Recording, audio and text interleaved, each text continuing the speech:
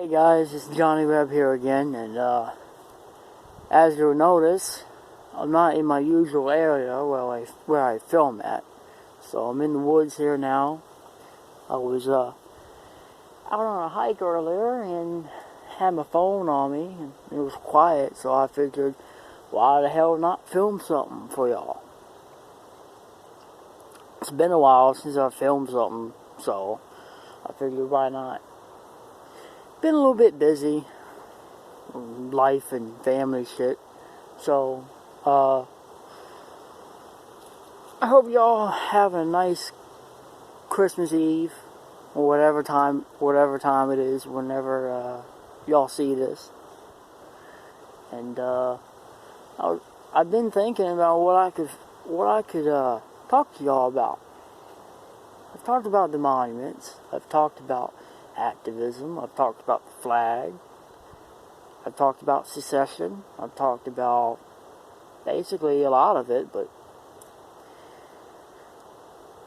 I got to thinking, and I thought that I might as well talk to you about what y'all can do to protect the monuments.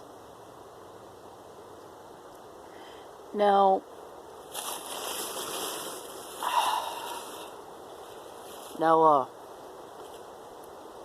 most states here in the South have laws on monuments. Virginia, for example, any war memorial from present dedicated to anything from present day to all the way back to the earliest parts of Virginia history are protected underneath state law. They cannot be removed. People will suffer a fine if they vandalize these monuments. And Alabama and North Carolina have laws like that too. South Carolina has a law that says any monument that comes up for removal, in order to remove it, the state legislature needs to get together and agree on it. Now, but every state except for Louisiana, I think, and Texas do not have these laws. Well, I'm talking about just the South here. And I was thinking that I might be able to tell y'all what you can do to protect these monuments. Now, what I've noticed is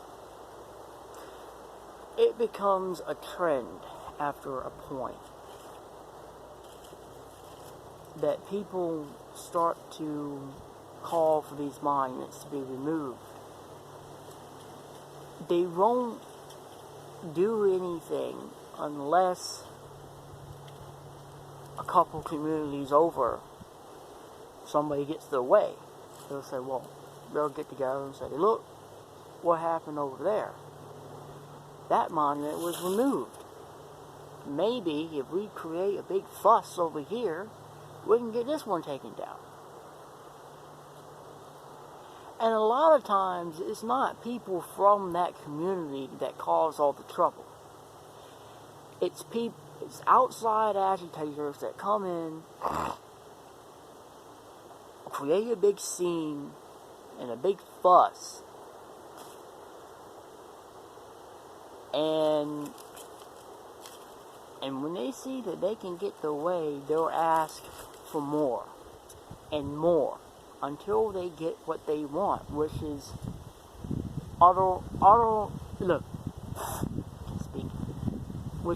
utter removal, complete, in your face, taking this thing down.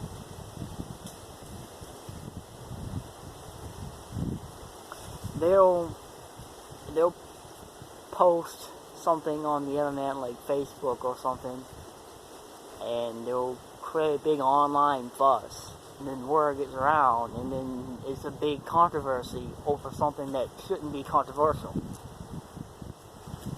Like, for example, here in the community that I live in, somebody asked who does the flag on Route 14 welcome?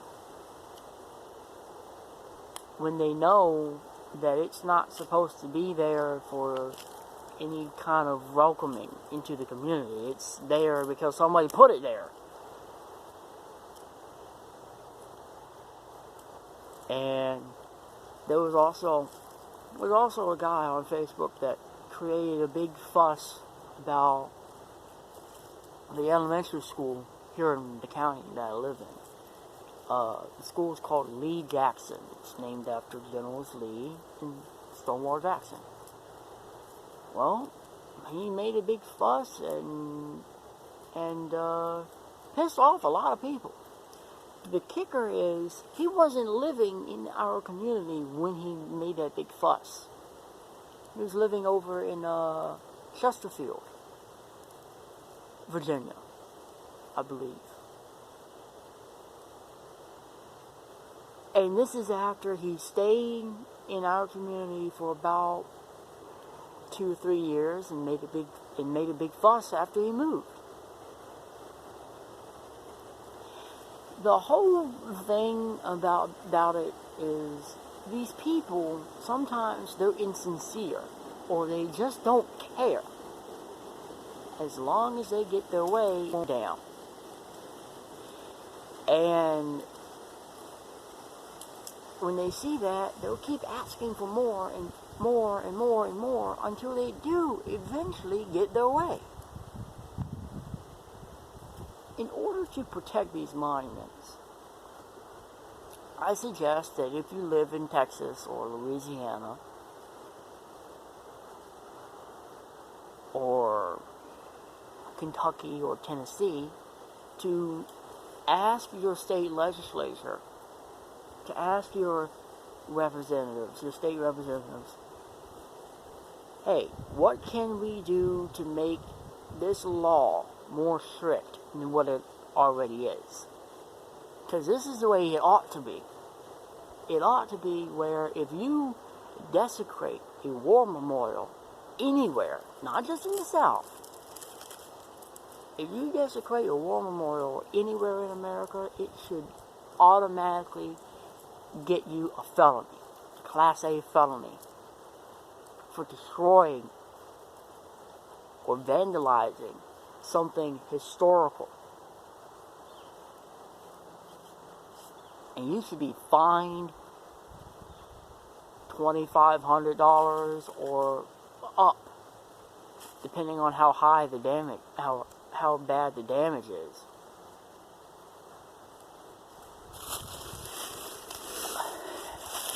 The sun's kind of getting on me, so I needed to sit right here for a second.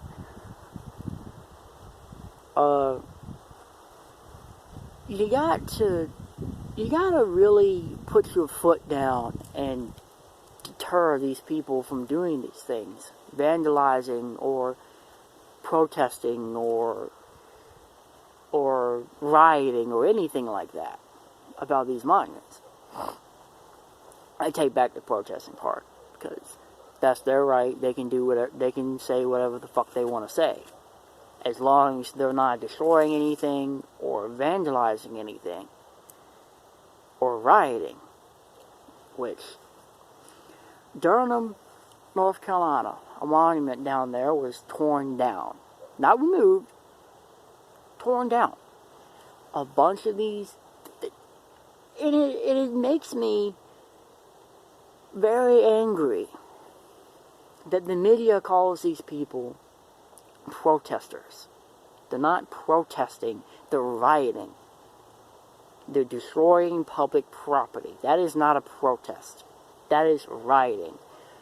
You are angry about the monument, so you take out your anger on the monument, on public property. You break something, you tear it up, that's rioting. That's not a protest. A protest is when you're sitting there with signs, voicing your opinion about something, and trying to change something for the better. Not putting a rope around the head of a monument and yanking it down off its pedestal. That's not protesting, that's rioting. And all those people that did that in Durham and in North Carolina should be prosecuted for rioting. That's what it is. It's rioting. It's not protesting. Protesting is when it's peaceful. Rioting is when you're destroying public property, you're beating people up, you're setting fire to things, you're breaking into stores and things of that nature. That's rioting. Rioting is when you're overly violent in what you're doing.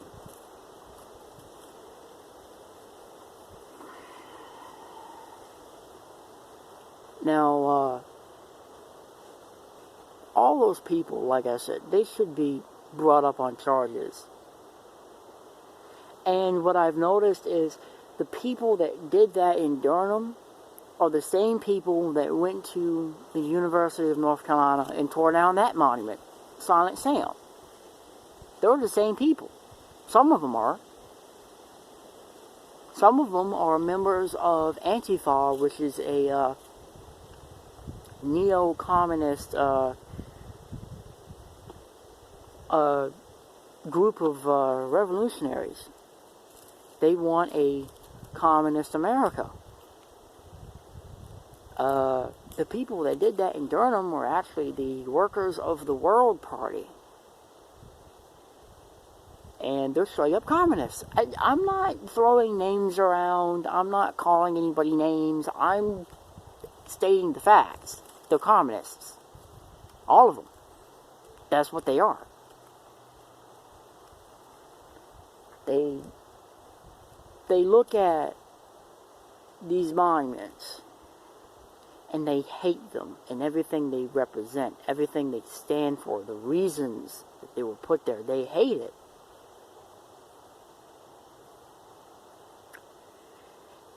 Whenever these people do something like Durham or Silent Sam, they should be made an example of. They should not be allowed to get away with things like that. A lot of the people that did that in Durham were acquitted. They were basically slapped with a fine, they paid it, and they went on their way. Or they were released just so they could have five protesters from Durham arrested in the headlines. So people will shut up. They want people to see that, shut up, and move on to something else, while they destroy part of our history.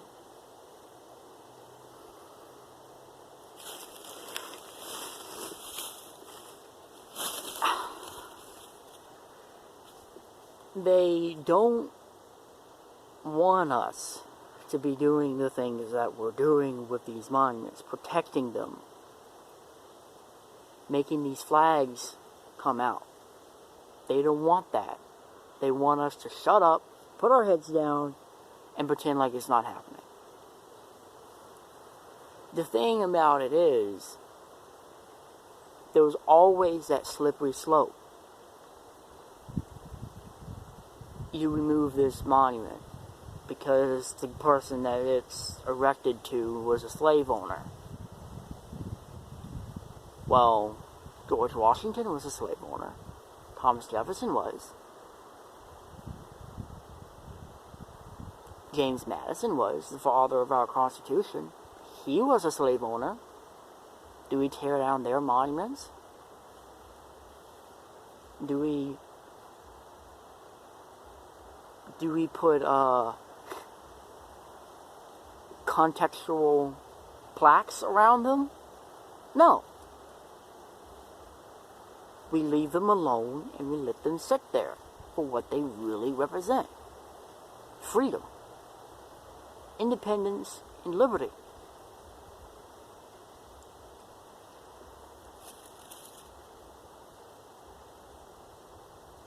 I know I've repeated myself over and over with this, but when these monuments were erected, they were erected that a grieving family somewhere could have some place to go to mourn for their uncle, brother, cousin, son, or father.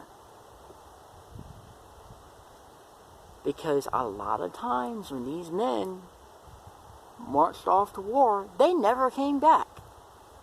These families never knew what the hell happened to them. They just knew that they just didn't come home. They could have been dead. They could have been living somewhere under a false name or something along those lines.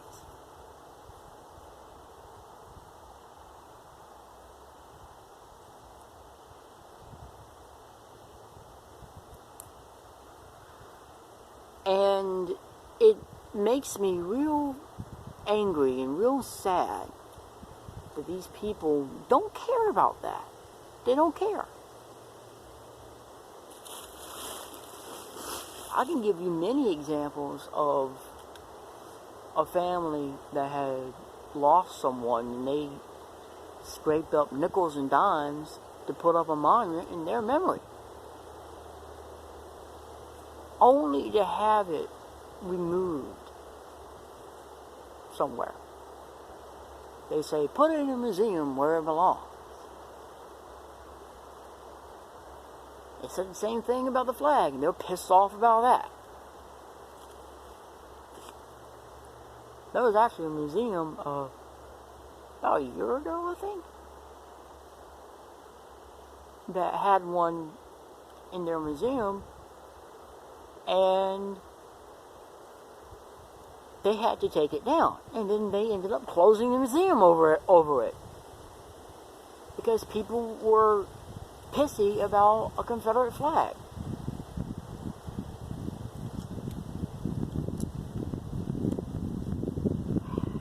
We live in a generation where people don't have thick skin no more. They don't not let things bother them. They let it get to them. They get all pissy and they whine and they complain until they get what they want. Like you know, like all those little kids that you see in the store crying about how they want something and their parents are like, no, stop. That little kid grew up to be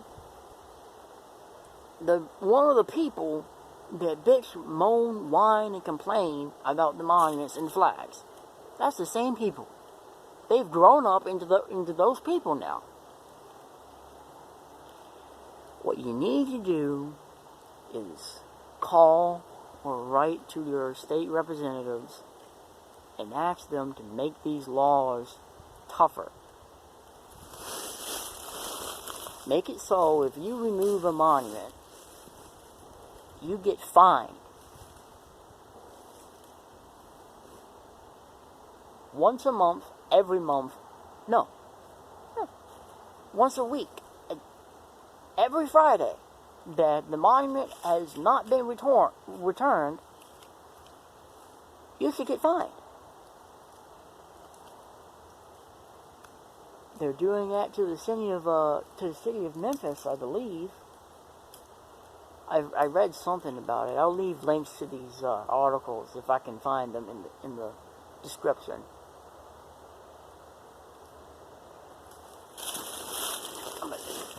I'm gonna take y'all for a walk. Oh,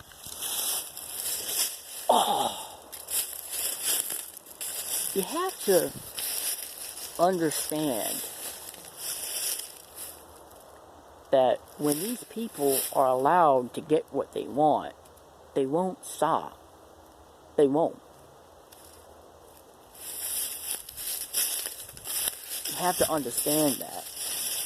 And if you don't, sorry for you.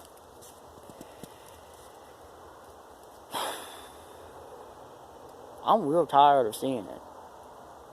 I'm tired of people doing all this talking, but no action. I'm tired of these little get-togethers that we like to call protests, and standing for what's right and all of that. I'm tired of not seeing people really standing up. I'm not going to take it no more. Every year on Lee Jackson Day in Virginia, Lexington, Virginia, there's this big event honoring Lee and Jackson. If we had events like that once a week, every week, in every town and city across the South, we would win.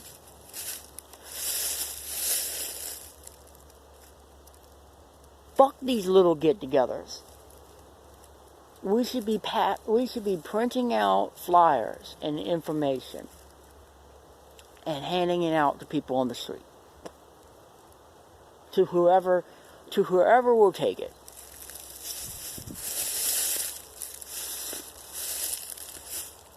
I don't want to not hear about these massive rallies going on. I don't want to not hear about it. I want to hear about it. I want to see it. I want to know about them, and I want to go to a few of them. We need to stand up and not let these arrogant, self-righteous idiots get what they want. It has to be done. They need to be stopped. And if they're not, we will lose everything. Not just the flag or the monuments. You got to see the big picture here.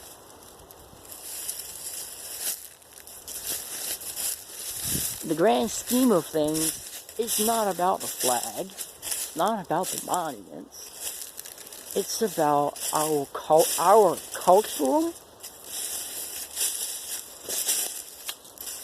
history. And our country's history. It's about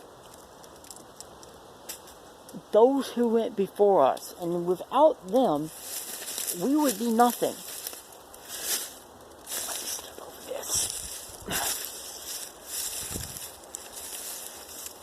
We need to understand that before it's too late. Let's set you guys down in this tree here. If I can. Come on.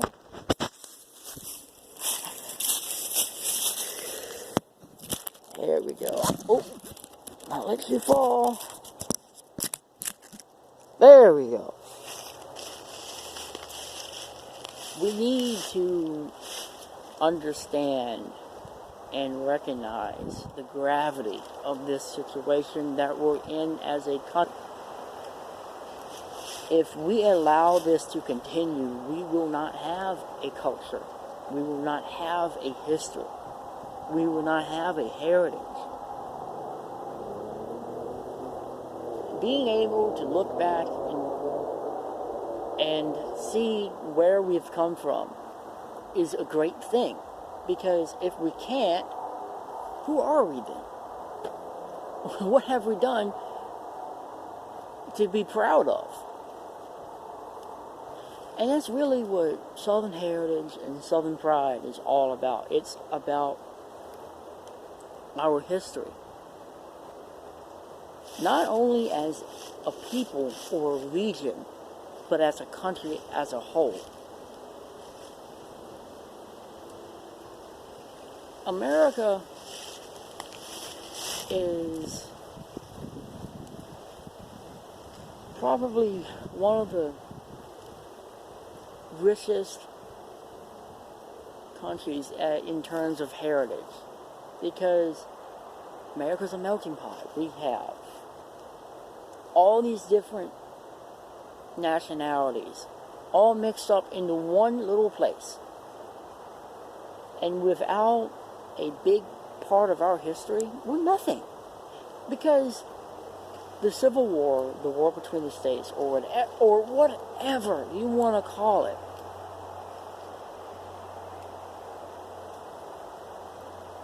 was the time that we defined what we are as a country.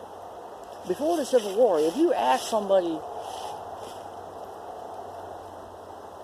about America and they talk to you for a bit, they would say, these United States. After, if you ask somebody the same damn question, they would tell you the United States.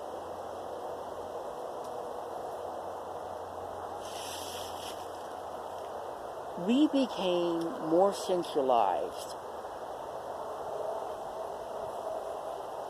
because of that war.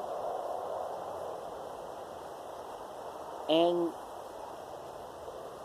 I know I might catch flack from some people, but I think that we became stronger afterwards. In spite of all the death and the suffering that had to be endured.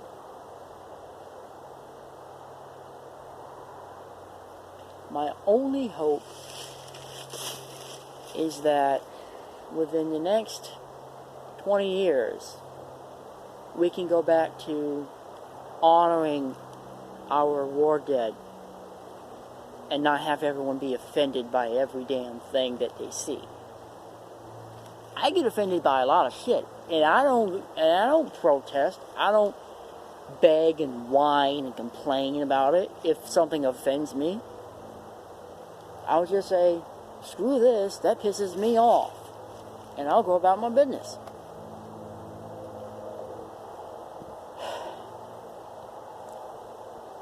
Call or write your state representatives and ask them to make the laws tougher about these monuments. I think I have a certain criteria that you could use. And if you don't really agree with it, you can use your own if you want.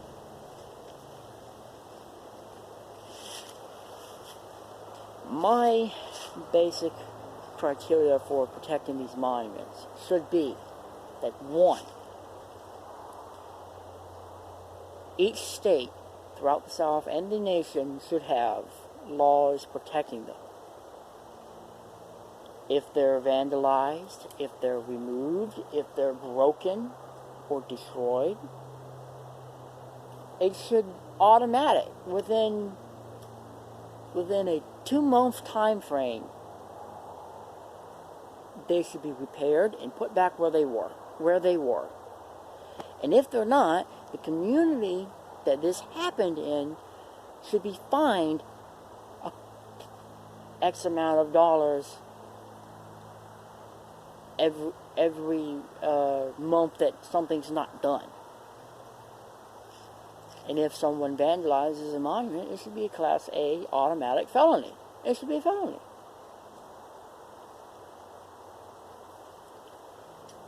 It should be a very harsh crime to do that. Because I don't look at them as monuments. I look at them as memorials. That's what they are. They're memorials. They're memorializing someone or something. And that falls under the same category as headstones.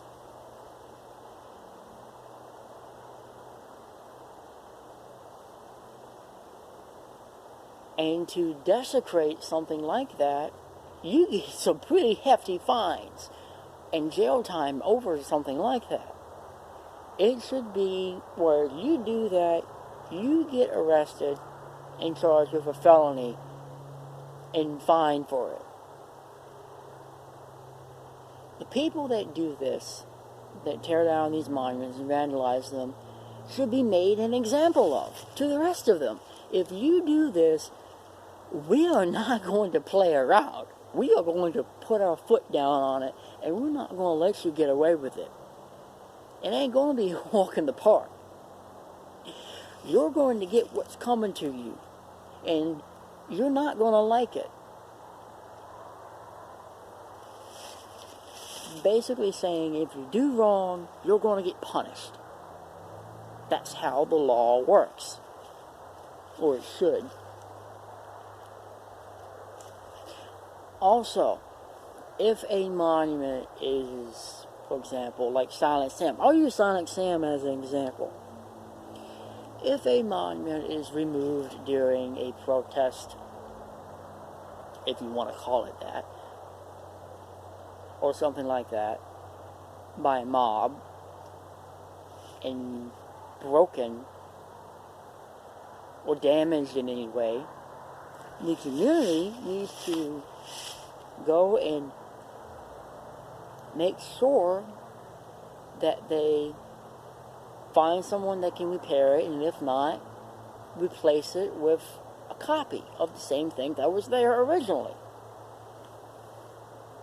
And if not, they should be fined by the state until it's fixed or put back.